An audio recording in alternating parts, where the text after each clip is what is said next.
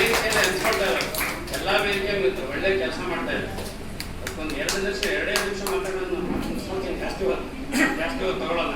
ಅದಕ್ಕೆ ಅವರೊಬ್ಬರು ನಿದರ್ಶನ ನಮ್ಮ ಶಿಷ್ಯರು ಅಂತ ಹೇಳೋದು. ಭಾಳ ಕಷ್ಟಪಟ್ಟು ಇವತ್ತು ಸೊಸೈಟಿ ಏನು ಸಮಾಜದಲ್ಲಿ ಏನಂದ್ರೆ ಚೆನ್ನಾಗಿ ಅರ್ಥಕೊಂಡು ಅವರು ತಮ್ಮ ಒಂದು ಅಧಿಕಾರ ಚುಕ್ಕಾಣಿ ಹಿಡಿದಿರ್ತಕ್ಕಂಥ ಅದರಲ್ಲಿ ನರಸಿಂಹಮೂರ್ತಿ ಅವರು, ಹಾಗೆ ನಮ್ಮ ನೆಚ್ಚಿನ ಸ್ನೇಹಿತರು ನಾವಿಬ್ಬರು ಅಣ್ಣ ತಮ್ಮಂದಿರಿದ್ದಂಗೆ ಒಂದು ಸರಿ ಮುಗಿಸ್ಕೊಳ್ತಾ ಇರ್ತೇವೆ.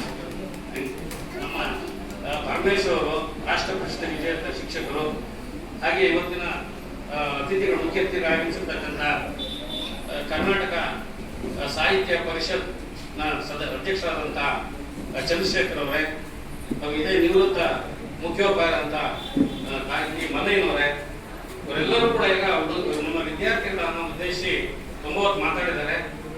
ಶಿಕ್ಷಕ ದಿನಾಚರಣೆ ಯಾಕೆ ಆಚರಿಸ್ತೀವಿ, ಯಾಕೆ ಆಚರಿಸಬೇಕು ಅನ್ನೋದ್ರ ಬಗ್ಗೆ ಕೂಡ ತಿಳಿಸಿದ್ದಾರೆ. ನಾವು ಪ್ರತಿ ವರ್ಷ ಶಾಲೆನಲ್ಲಿ ಶಿಕ್ಷಕ ದಿನಾಚರಣೆ ಆಚರಿಸ್ತೀವಿ, ಮಕ್ಕಳ ದಿನಾಚರಣೆ ಆಚರಿಸ್ತೀವಿ, ಗಾಂಧಿ ಜಯಂತಿ ಆಚರಿಸ್ತೀವಿ, ಆಮೇಲೆ ಸ್ವಾತಂತ್ರ್ಯ ದಿನಾಚರಣೆ ಆಚರಿಸ್ತೀವಿ, ಗಣರಾಜ್ಯೋತ್ಸವ ಆಚರಿಸ್ತೀವಿ, ಹುತಾತ್ಮರ ದಿನ ಅಂತ ಆಚರಿಸ್ತೀವಿ, ಇಂಜಿನಿಯರ್ ಡೇ ಅಂತ ಆಚರಿಸ್ತೀವಿ. ಇನ್ನೂ ಬಹಳಷ್ಟಿದೆ. ಇವೆಲ್ಲಾ ದಿನಗಳನ್ನ ಆಚರಿಸಿ ನಾವು ಮಕ್ಕಳಿಗೆ ಹೇಳ್ತಾ ಇರ್ತೀವಿ. ಅವ್ರನ್ನೂ ನೀವು ತಯಾರಾಗಿ ಬಂದು ನೀವು ಅದ್ರ ಬಗ್ಗೆ ಮಾತಾಡಿ ಅಂತ ಹೇಳ್ತಾ ಇರ್ತೀವಿ. ಹೀಗಾಗಿ ನಮ್ಮ ಚಂದ್ರಶೇಖರ್ ಸರ್ ಅವ್ರು ಹೇಳಿದಾಗೆ ಮಕ್ಕಳು ಏನಾಗ್ತೀರಾ ಅಂತ ಅವ್ರಿಗೆ ಏನಾಗ್ಬೇಕು ಅನ್ನೋ ಮರ್ತೋಗ್ಬಿಟ್ಟಿದೆ. ಈ ಕೋವಿಡ್ ಇಂದಾಗಿ ಸರ್ ಅವ್ರು ಮರ್ಕೊಂಡ್ಬಿಟ್ಟಿದ್ರು. ಎಷ್ಟನೇ ಕ್ಲಾಸ್ ಅಂತ ಕೇಳಿದ್ರೆ ಅವ್ರಿಗೆ ಕನ್ಫ್ಯೂಸ್ ಆಗ್ಬಿಟ್ಟು, ಯಾವ ಕ್ಲಾಸ್ ಅಂತ ಹೇಳೋದಕ್ಕೆ ತೊಂದರೆ ಆಗ್ಬಿಟ್ಟು. 1960ರಲ್ಲಿ ಜಾನ್ ಎಫ್ ಕೆನಡಿ ಅವರು ನಮ್ಮ ದೇಶಕ್ಕೆ ಫಸ್ಟ್ ಭೇಟಿ ನೀಡಿದ್ರು. ಅಮೆರಿಕ ಅಧ್ಯಕ್ಷರು ಅವರು ಫಸ್ಟ್ ಏನೋ ಅಮೆರಿಕ ಅಧ್ಯಕ್ಷರು ಬರ್ತಾರೆ ಅಂತಂದ್ರೆ ಒಂದು ರೇಟ್ ಯಾವುದೇ ದೇಶಕ್ಕೆ ಬರ್ತಾರೆ ಅಂತಂದ್ರು ಕೂಡ ಅವ್ರು ಬಂದಾಗ ಎಲ್ಲಾ ತರ ಸಿದ್ಧತೆ ಮಾಡ್ಕೊಂಡಿದ್ರು. ನಾವು ಬೆಂಗಳೂರಿಗೆ ಬಂದ ನೆಹರು ಕರ್ಕೊಂಡ್ಬಂದ್ರು. ನೋಡಿ ನಮ್ಮ ಇಂಡಿಯನ್ಸ್ ಯಾವ ತರ ಇದ್ದಾರೆ, ಏನ್ ಫೈನ್ ಹಂಗೆ ಹಿಂಗೆ. ಕಬ್ಬನ್ ಪಾರ್ಕ 45 ಜನ ಮಲಗಿದ್ರು. ಅಲ್ಲಿಂದ ಏನ್ ಮಾಡೋದು, ಸ್ವಲ್ಪ ಬೇಡ ಅಂತ ಹೇಳ್ಬಿಟ್ಟು ಈ ಕಡೆ ಕರ್ಕೊಂಡ್ಬಂದ್ರು. ಇಲ್ಲಿ ನಾವೆಲ್ಲ ನೋಡಿ ಕಾಡನ್ನು ನೋಡಿಲ್ಲ, ಮರಗಳು ಗೊತ್ತಿಲ್ಲದೆ ಇರ್ತಕ್ಕಂಥ ಒಂದು ಪ್ಲೇಸ್ ಅನ್ನ ಮಾಡಿದ್ದಾರೆ ಬೆಂಗಳೂರು. ಯಾವ್ದು ಹೇಳಿ ನೋಡೋಣ, ಲಾಲ್ಬಾಗ್ ಕರ್ಕೊಂಡು ಹೋದ್ರೆ ಅಲ್ಲಿ ಎಲ್ಲಾ ಕಡೆ ಮರದ ಹತ್ರ ಅಲ್ಲಿ ಎಲ್ಲ ಮಲಗಿರೋದು. ನೆಹರು ಬೇಜಾರಾಯ್ತು. ಅವರು ಕೆನಡಿ ಏನ್ ಹೇಳಿದ್ರು, ಇಂಡಿಯನ್ಸ್ ಆರ್ ವೆರಿ ಲೇಸೀಸ್ ಅಂತ ಹೇಳಿ. ಏನು ಸೋಮಾರಿಗಳು ಮಲಗಿರ್ತಾರಲ್ರಿ, ಯಾವಾಗ್ಲೂ ಕೆಲಸ ಮಾಡೋದು ಬಿಟ್ಟು. ಬೇಜಾರಾಯ್ತು ಇವ್ರಿಗೆ, ತಲೆ ತಗ್ಸಿದ್ರು. ಆಮೇಲೆ ಒಂದ್ಸಲ ಅಮೆರಿಕಕ್ಕೆ ಇವ್ರನ್ನ ಆಹ್ವಾನಿಸಿದ್ರು. ನಮ್ಮ ನೆಹರು ಹೋದ್ರು. ವೈಟ್ ಹೌಸ್ ಮುಂದೆ ಒಂದು ದೊಡ್ಡ ಉದ್ಯಾನವನ ಇತ್ತು.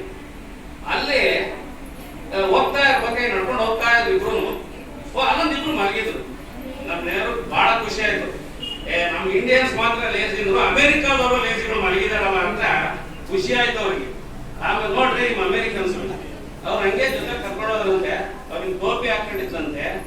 ಆ ಟೋಪಿ ತೆಗೆದ್ರೆ ಅವನು ಇಂಡಿಯಾವನು ಇಲ್ಲಿ ಜಾಗ ಸಾಕಾಗತ್ತ ಸೋಮಾರಿ. ಯಾವ ತರ ಸೋಮರ್ತನ ಮಾಡ್ತೀವಿ ನಾವು ಅನ್ನೋದಕ್ಕೆ ನಮ್ಗೆ ಒಂದು ನೆಪ ಸಾಕಷ್ಟೇ. ಕೋವಿಡ್ ಬಂತು, ನಾನು ಆರಾಮಾಗಿ ಆಟ ಆಡ್ಕೊಂಡು ಓದಲ್ಲ ಬರೆಯಲ್ಲ ಇರ್ತೀನಿ. ಇವಾಗ ಅದು ಕಡಿಮೆ ಆಗ್ಬೇಕು. ಸೋಮರ್ತನ ದಿನ ಕೇಳಿ ಕಡಿಮೆ ಆಗ್ಬೇಕು. ಇಂಗ್ಲೆಂಡ್ ನಲ್ಲಿ ಒಂದು ವಿಜ್ಞಾನ ವಸ್ತು ಪ್ರದರ್ಶನ ನಡೀತು. ಎಲ್ಲ ನೋಡ್ಕೊಂಡ್ ಬರ್ತಾ ಇದ್ರು. ಅಲ್ಲೆಲ್ಲ ಏನ್ ಮಾಡಿದ್ರು, ಕೆಲವು ದೊಡ್ಡ ಗಾಜಿನ ಜಾಡಿಗಳನ್ನ ಇಟ್ಟಿದ್ರು. ಎಲ್ಲದಕ್ಕೂ ಮುಚ್ಚಳ ಮುಚ್ಚಿದ್ರು. ಒಂದಕ್ಕೆ ಮಾತ್ರ ಮುಚ್ಚಳ ಮುಚ್ಚಿರಲ್ಲ, ಅವ್ರಿಗೆ ಏಡಿಗಳನ್ನ ಹಾಕಿದ್ರು.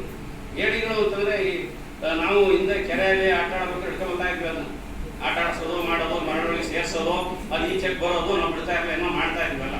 ಅದು ಸಾಮಾನ್ಯ ಈಗ ಹುಡುಗರಿಗೆ ಗೊತ್ತಿರುತ್ತೆ ಕೆಲವ್ರಿಗೆ, ಎಲ್ಲಾರು ಅವರು ಮಾಡಿರ್ತಾರೆ ಎಲ್ಲಾರು. ಅದನ್ನು ತಗೊಂಬಂದು ಒಳಗೆ ಇಟ್ಬಿಟ್ಟಿದ್ರು. ಒಂದಕ್ಕೆ ಮುಚ್ಚಿದ್ರು. ಎಲ್ಲ ನೋಡ್ಕೊಂಬಂದ್ರು. ಇದು ಯಾಕ್ರೆ ಮುಚ್ಚಿಲ್ಲ ಇದಕ್ಕೆ ಅಂತ ಕೇಳಿದ್ರು.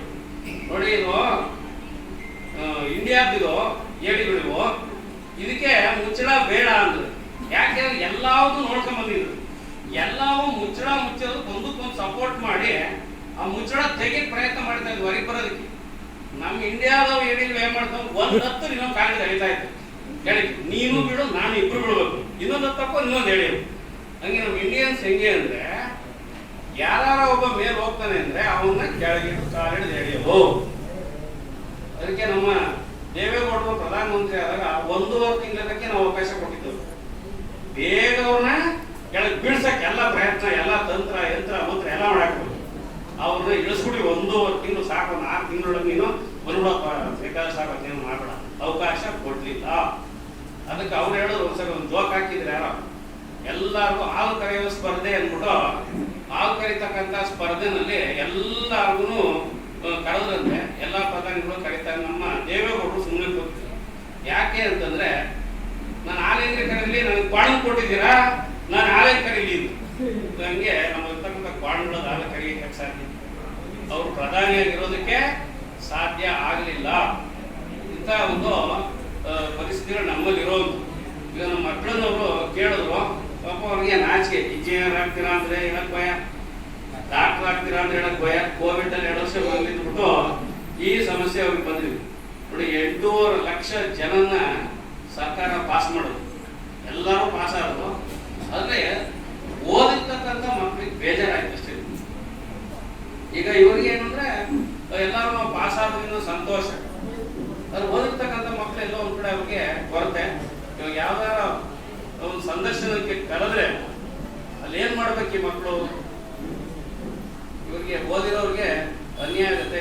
ಕೋವಿಡ್ ಅಲ್ಲಿ ಪಾಸ್ ಆಗುತ್ತೆ ಅಂತ ಇಡೋ ಅಂತ ಅವ್ರನ್ನ ಸಂದರ್ಶನ ಕರಿಬೇಕಾದ್ರೆ ಆಲೋಚನೆ ಮಾಡಿ ಯಾವ ಇಸ್ವಿನಲ್ಲಿ ಪಾಸ್ ಆಗಿದೆ ನೋಡಿ. ಅನ್ಯಾಯ ಒಂದ್ ಕಡೆ, ಆದ್ರೆ ಏನು ಮಾಡೋಕ್ಕಾಗಲ್ಲ. ಇದು ಮುಂದಾದ್ರೂ ನೀವು ಚೆನ್ನಾಗಿ ಓದ್ಬೇಕು. ನಾವೀಗ ಲೈಫ್ ಸ್ಕಿಲ್ ಅಂತ ಮಾಡ್ತಾ ಇರ್ತೀವಿ ಶಾಲೆನಲ್ಲಿ.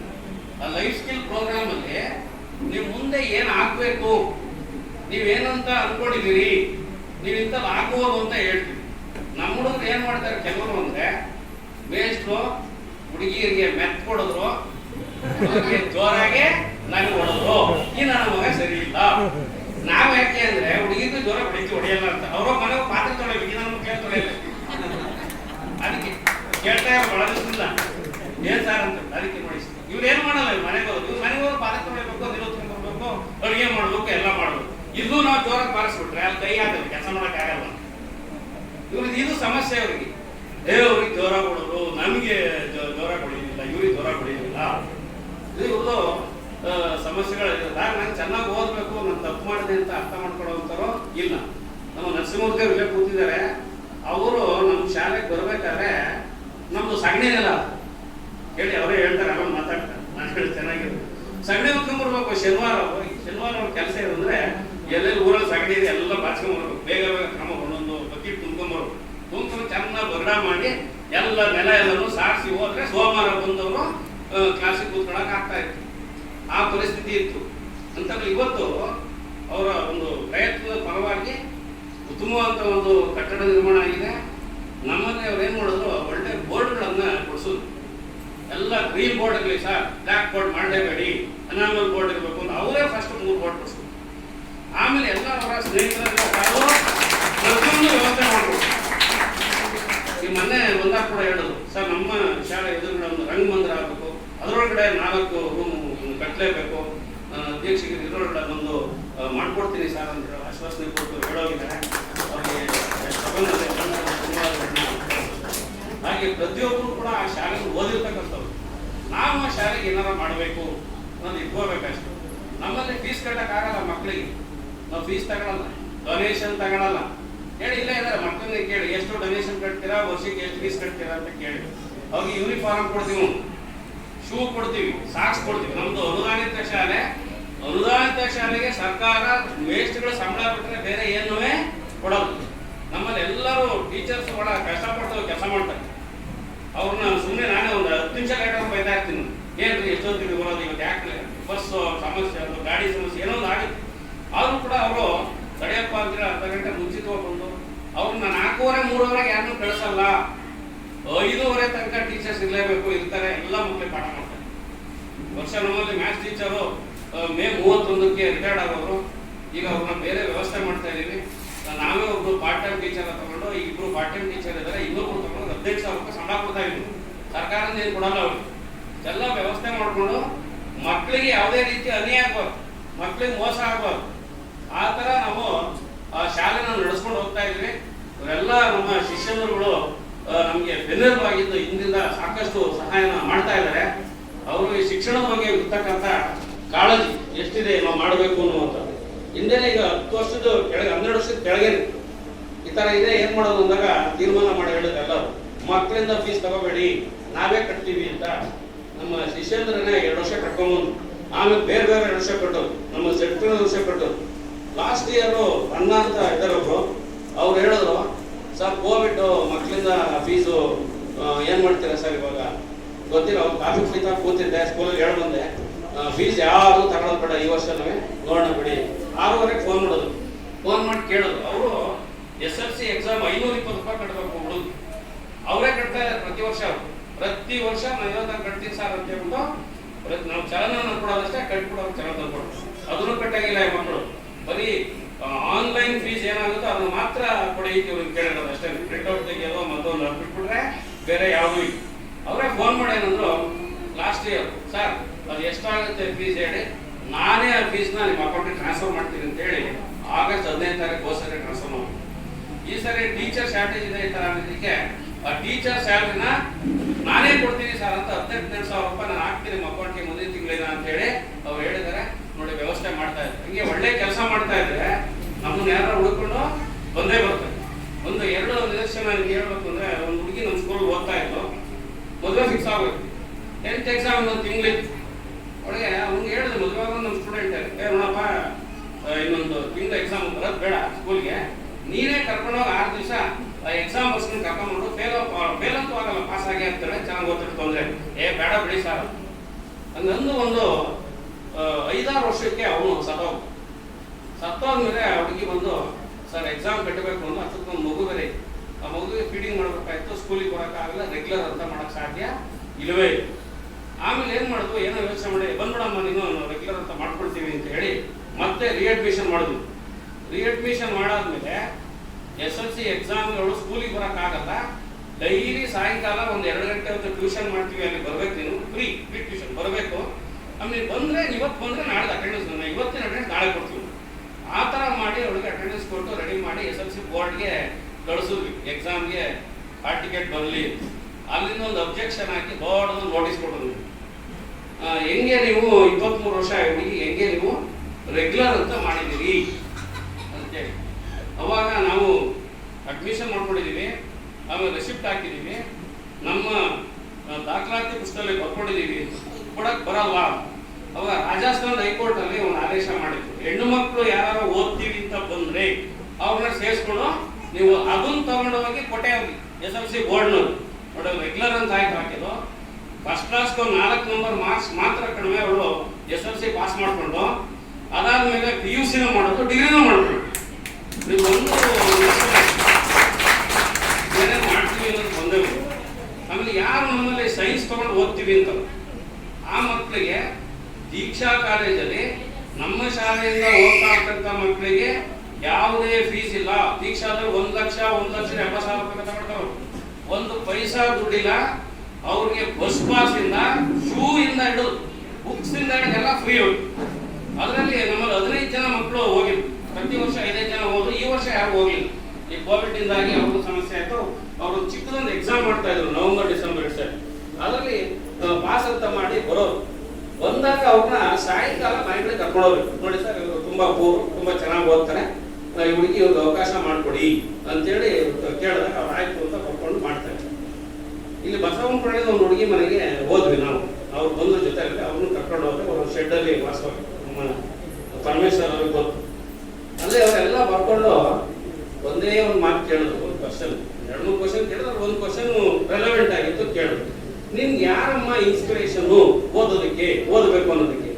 ಆ ಹುಡುಗಿ ಏನ್ ಹೇಳಿದ್ಲು, ಓದಿಸಿರ್ತಕ್ಕಂಥವ್ರು ಪರಮೇಶ್ವರ್ ಮಿಡ್ಲ್ ಸ್ಕೂಲಲ್ಲಿ, ಆಮೇಲೆ ಹೈಸ್ಕೂಲಲ್ಲಿ ನಾವು ಓದಿಸಿರೋದು, ಅವರೆಲ್ಲ ಹೋಗಿ ಕರ್ಕೊಂಬಂದೆಲ್ಲ ಮಾಡಿ ಕೇಳಿದ್ರೆ ಆ ಹುಡುಗಿ ಅವ್ರು ಯಾರೋ ಅಣ್ಣನೇ ತಮ್ಮ ನಾವು ಯಾರೋ ಊರಲ್ಲಿ ನಮ್ಮ ಅಣ್ಣ ಸಾರ್ ಅಂತ ನಾನು ಹಂಗೆ ತಲೆ ತಗ್ಸ್ಬಿಟ್ಟೆ ಅಲ್ಲೇ ಇದು ಇಲ್ಲ ನಮ್ಮ ಮಾಸ್ಟರ್ ಹೆಸರನ್ನ ಹೇಳ್ಬೋದಾಗಿತ್ತು, ಇಲ್ಲ ನಮ್ಮ ಸ್ಕೂಲ್ ಇರ್ತಕ್ಕಂಥ ಟೀಚರ್ ಅಂತ ಹೇಳ್ಬೋದಾಗಿತ್ತು.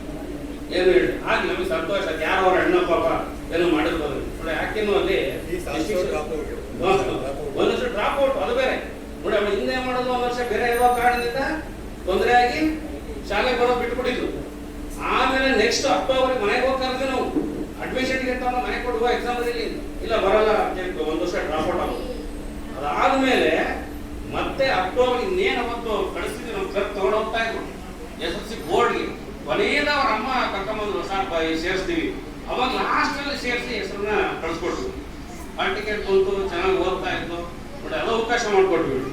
ಆಮೇಲೆ ಅವ್ರ ತಂಗಿ ಅವಳಿಗೂ ಜೊತೆಗಿದ್ದು ಪಾಸ್ ಆದ್ರು.